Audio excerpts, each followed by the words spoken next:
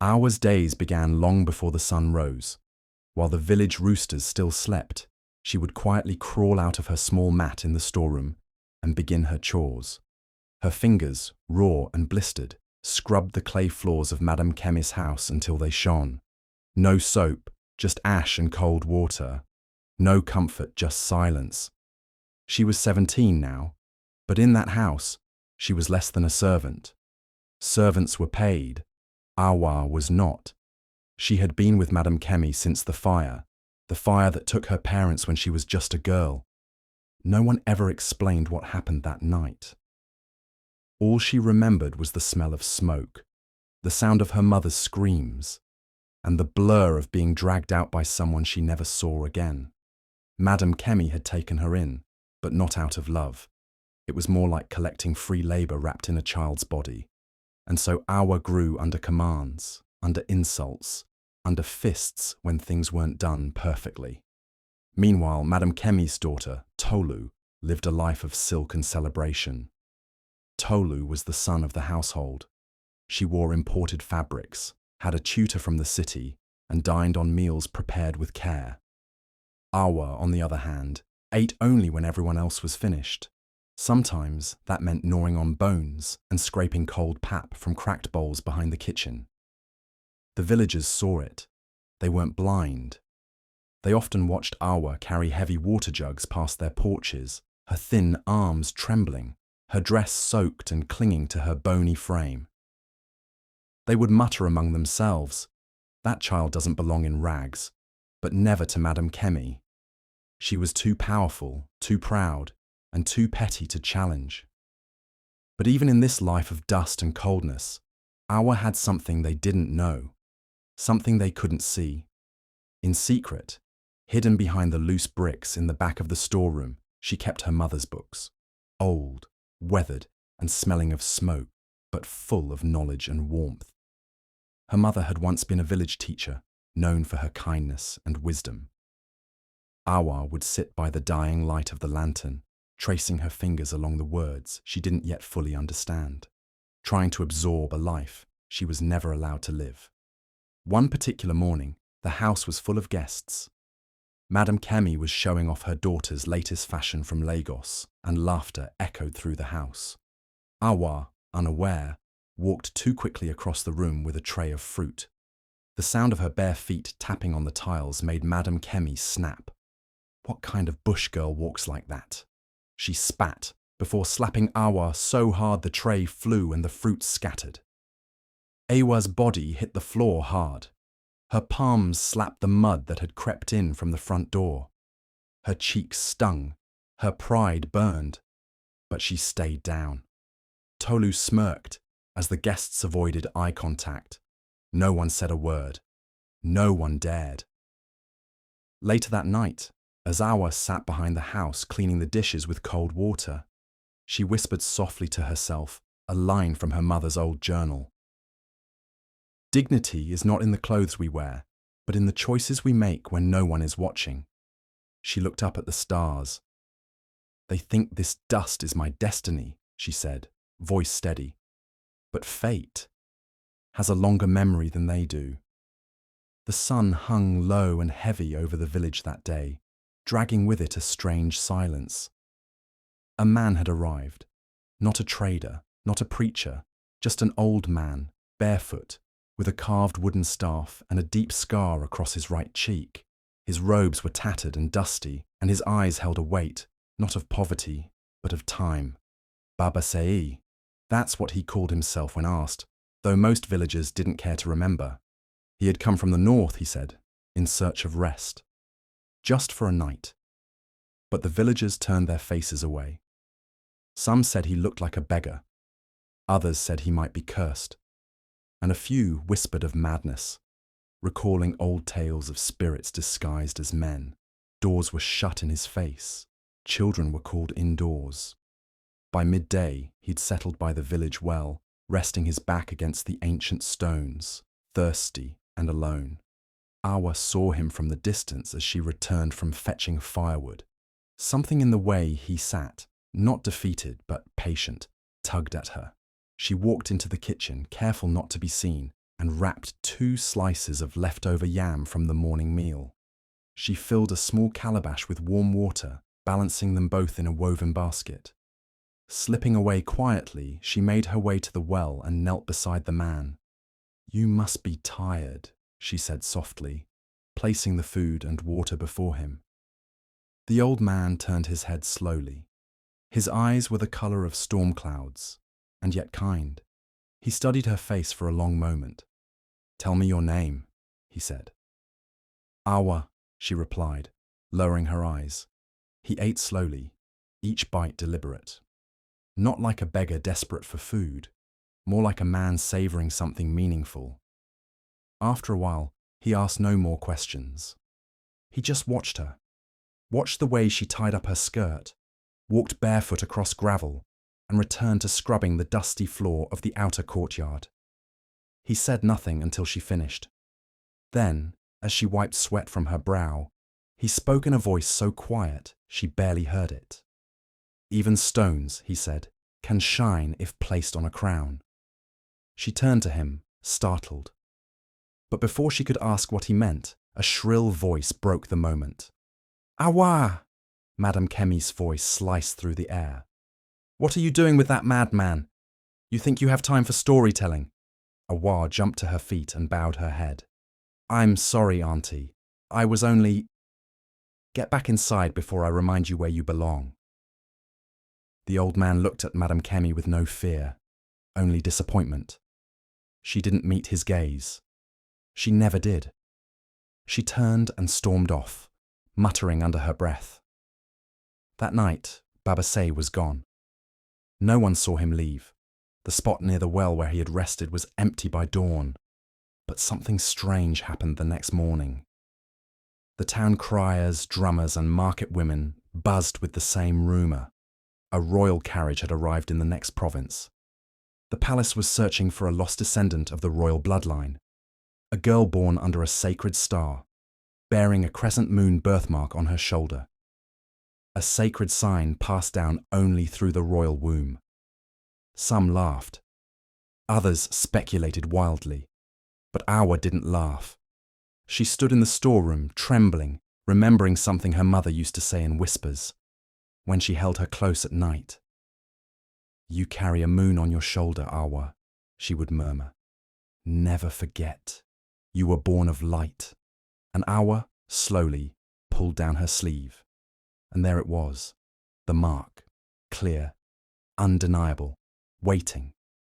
That night, after the whispers spread through the village like wildfire, Awa sat alone in the storeroom. The lantern was low, casting golden flickers against the walls, but her mind was far from the shadows. Her mother's words echoed louder than ever. "You carry a moon on your shoulder, child. Never forget, you were born of light." With trembling hands, she slipped off the top of her ragged blouse and turned her shoulder toward the mirror. A broken piece of polished metal she'd tucked away in the corner. The mark had not faded with time. In fact, it had grown more defined, more certain, like it had been waiting for this very moment. A perfect crescent, pale, almost glowing, just above her right shoulder blade. She touched it gently, unsure of what to feel. Power? Fear? Hope? Then, just as quickly, she pulled her shirt back on and wrapped herself in extra cloth. No one could know, especially not Madame Kemi. And yet, fate had already begun moving its unseen threads. The next day, the village square transformed into a theatre. Royal scouts from the capital had arrived in full regalia. Sharp uniforms, golden accents, and banners bearing the royal crest. They were searching for a girl of noble lineage, someone lost to time. A girl who could prove herself through birthright and grace. A girl destined to be more. Madame Kemi sprang into action like a lioness. She ordered extra water, fresh flowers, and fine silks. But not for Awa. No, for her daughter, Tolu. The household was in a frenzy. Tolu was bathed in rosewater, her hair braided in gold thread, and she was dressed in her finest wrapper. Madame Kemi rehearsed lines with her. How to speak with dignity. how to walk like a queen, how to bow just enough to seem humble, but not too much. Orwa watched from the corner as they paraded Tolu like a prized hen. Not once did anyone glance in her direction.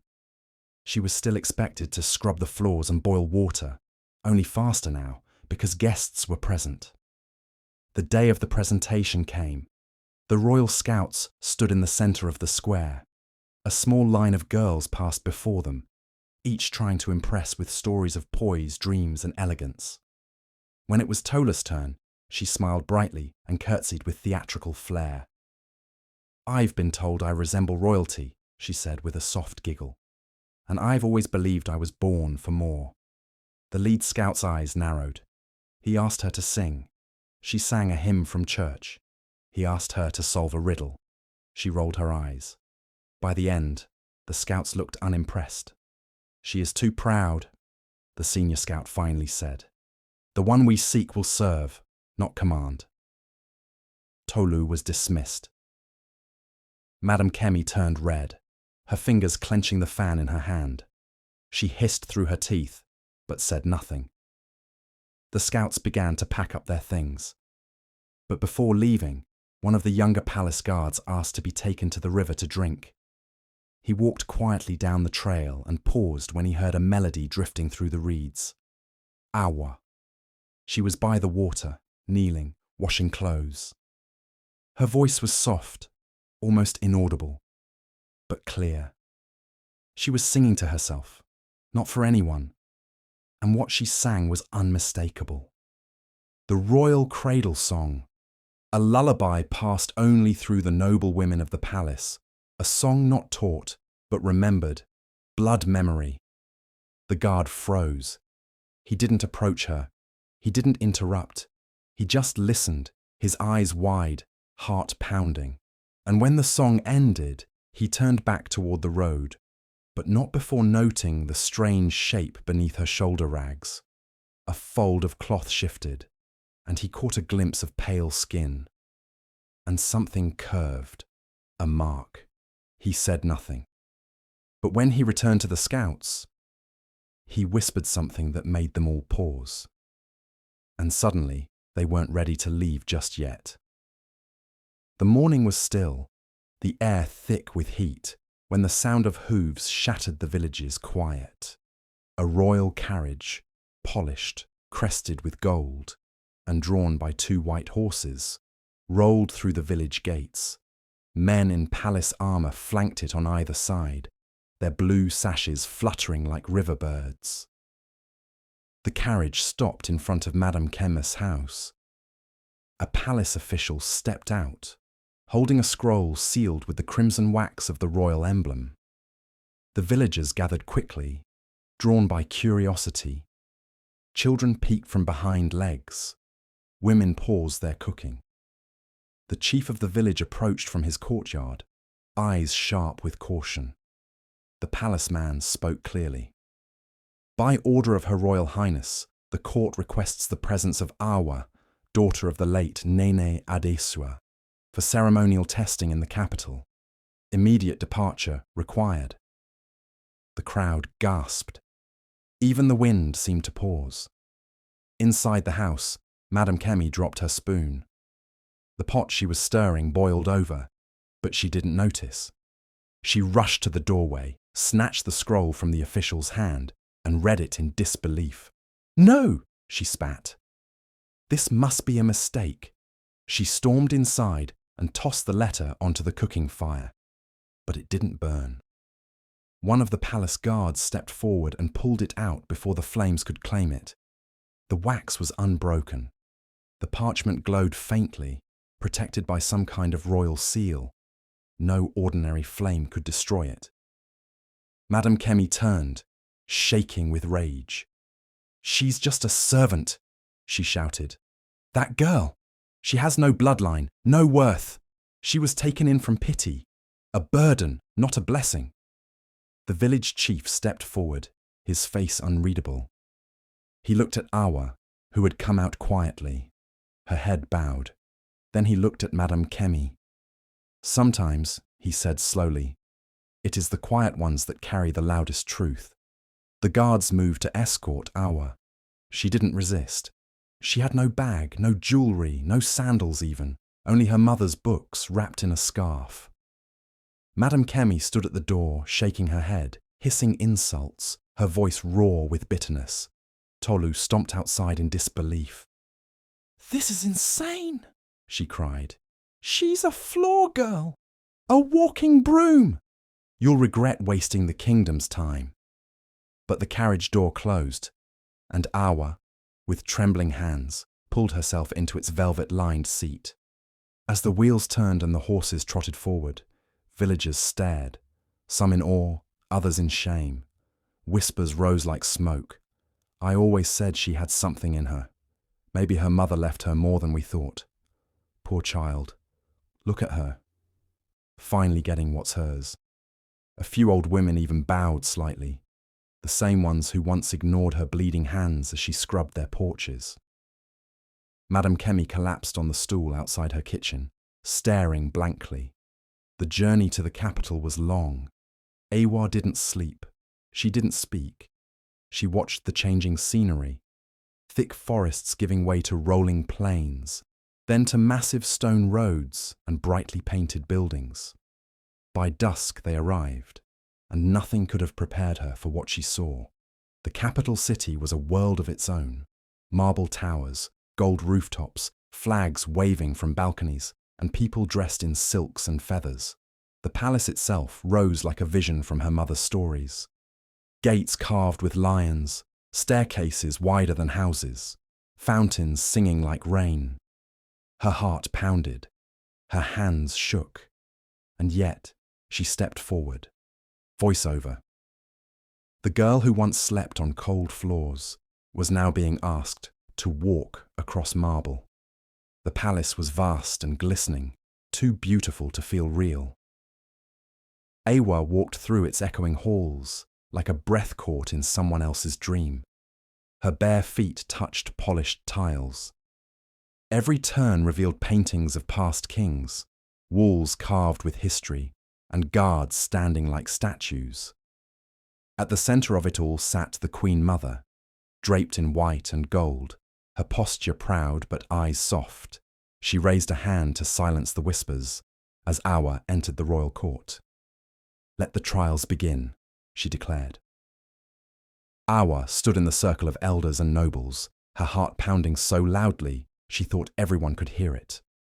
She was handed no sword, no robe, no crown, just her mind, her voice, and her name. The first trial was wisdom.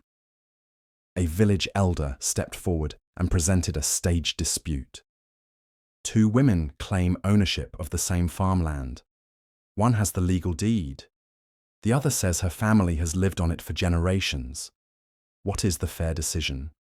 Awa paused. She looked between the actors, sensing the lesson was deeper than land. Then she spoke. "Land can be shared, but dignity cannot.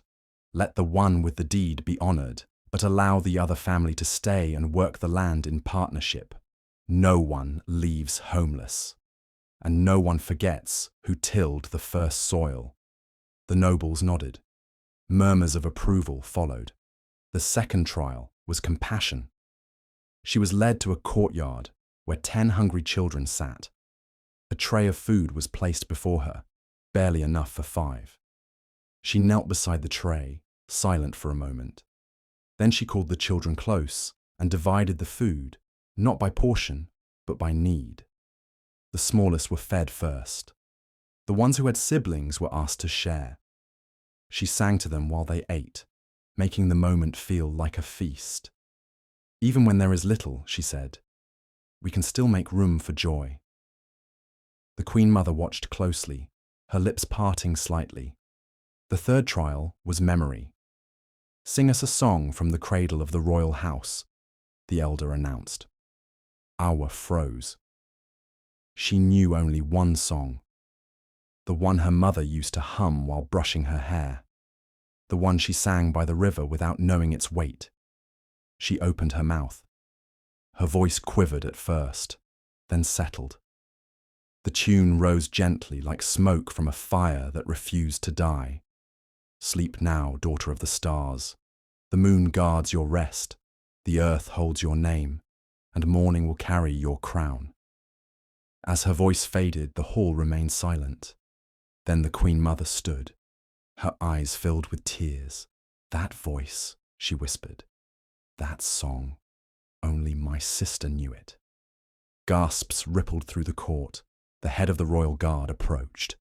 "Show us your right shoulder, child." Awa hesitated, then pulled her cloth aside. The crescent birthmark glowed under the torchlight, clear, perfect, royal. The Queen Mother staggered forward, her face pale. It can't be. Awa was taken gently by the hand and led away, not in chains, but in reverence. She was brought to a private chamber where the Queen Mother unlocked an old sealed box wrapped in velvet. Inside were personal relics of her sister, a comb, a necklace, and a letter with trembling handwriting. "If anything happens to me, protect my daughter, Awa. She carries the mark. She carries the blood. She carries our light." The Queen fell to her knees, clutching the letter. Her tears fell fast and full. "My child," she whispered, "my blood, you were never lost." And Awa, for the first time in her life, felt the truth settle in her bones. She was not a servant. She was not an orphan. She was royalty, born not to scrub floors, but to stand among queens. The next morning, the palace drums echoed through the capital like thunder wrapped in music. Crowds gathered along the marble roads. Elders, nobles, merchants, and children pressed close to the gates, murmuring the name now written into the city's breath, Awa. Or rather, Princess Awande, as she was now officially called.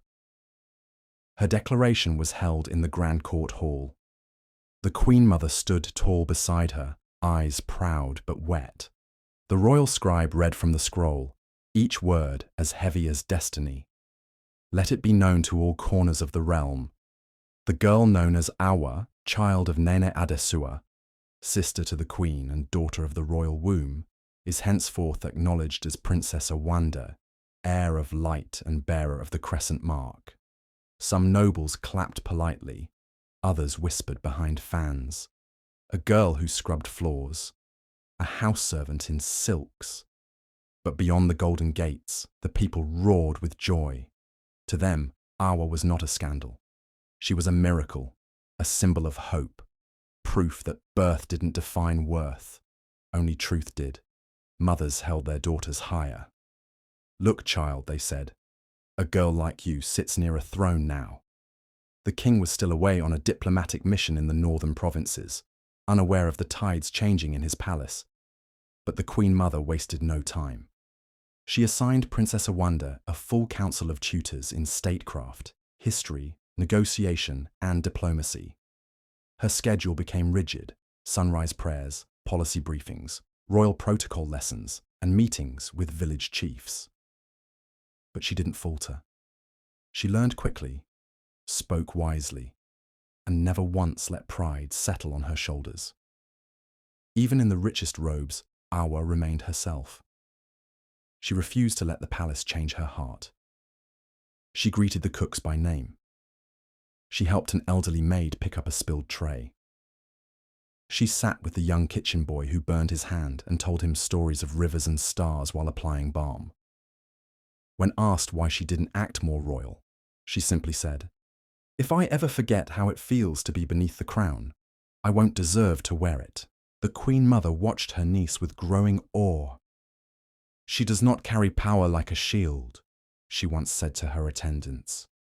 "She carries it like a flame, steady, quiet, but impossible to ignore."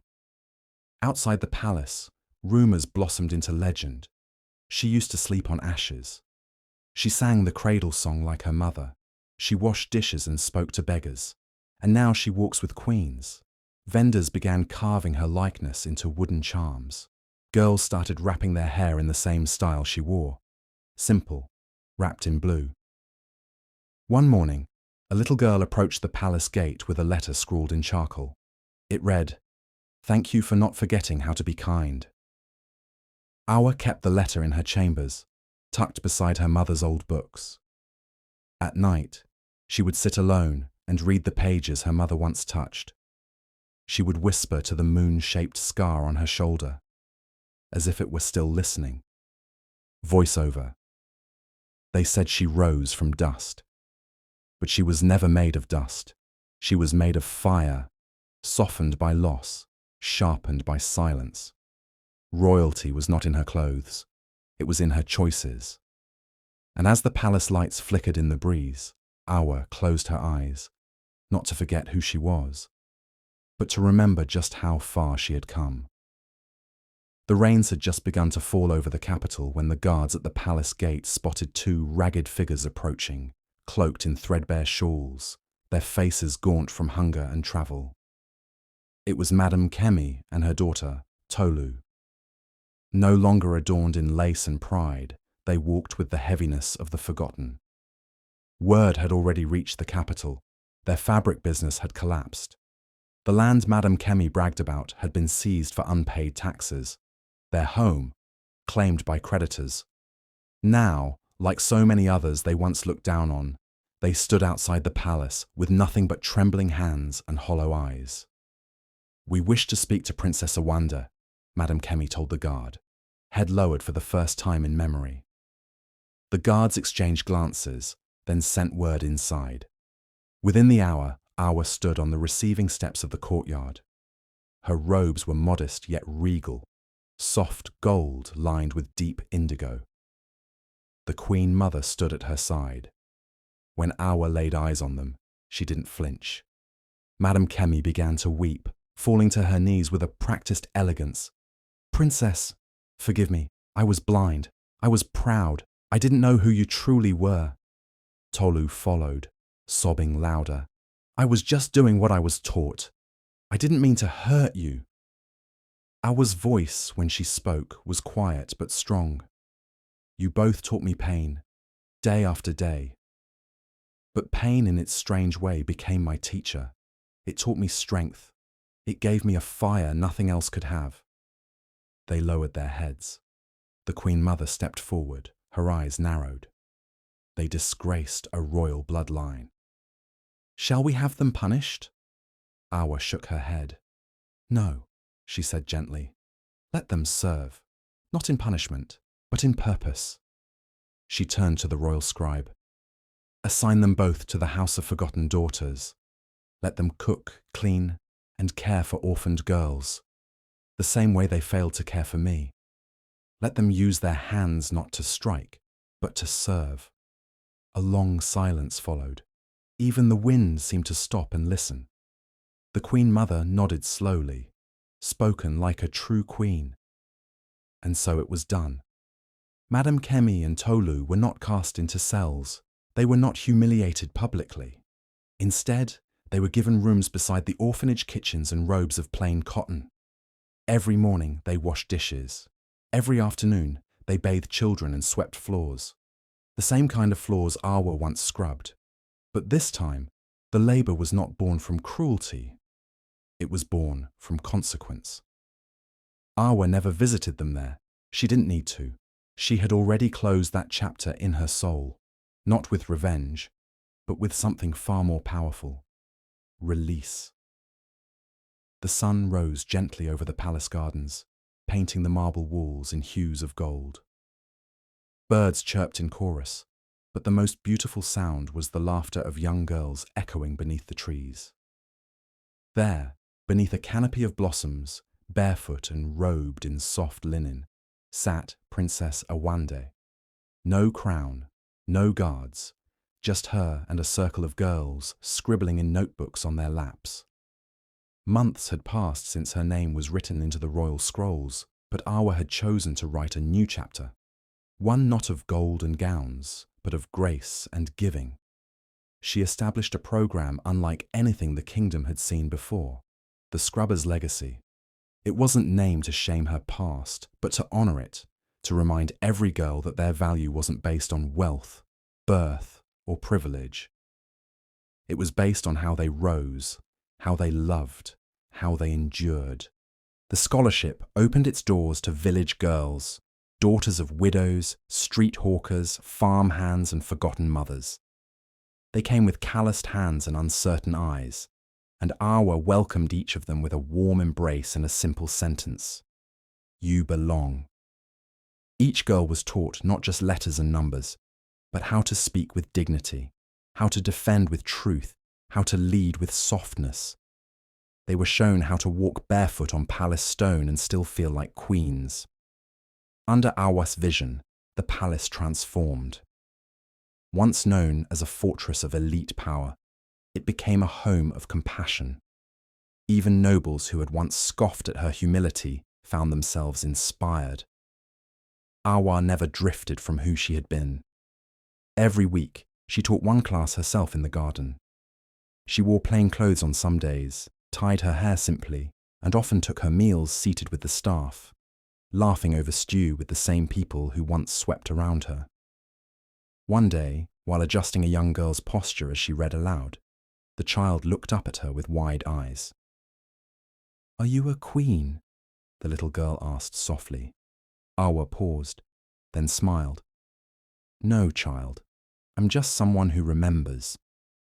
The girl blinked, unsure of what she meant, but in time she would understand. As dusk fell that evening, Awa sat quietly in her chamber beside a candle and her mother's books. On the wall hung a single frame, a drawing of her storeroom, the floor she once scrubbed, and beside it, the faces of the girls now under her care. A reminder, not of pain, but of purpose. Final voiceover. They made her scrub floors, hoping to keep her low. But fate rose in silence, kissed her scars, and gave her not just a throne, but a legacy.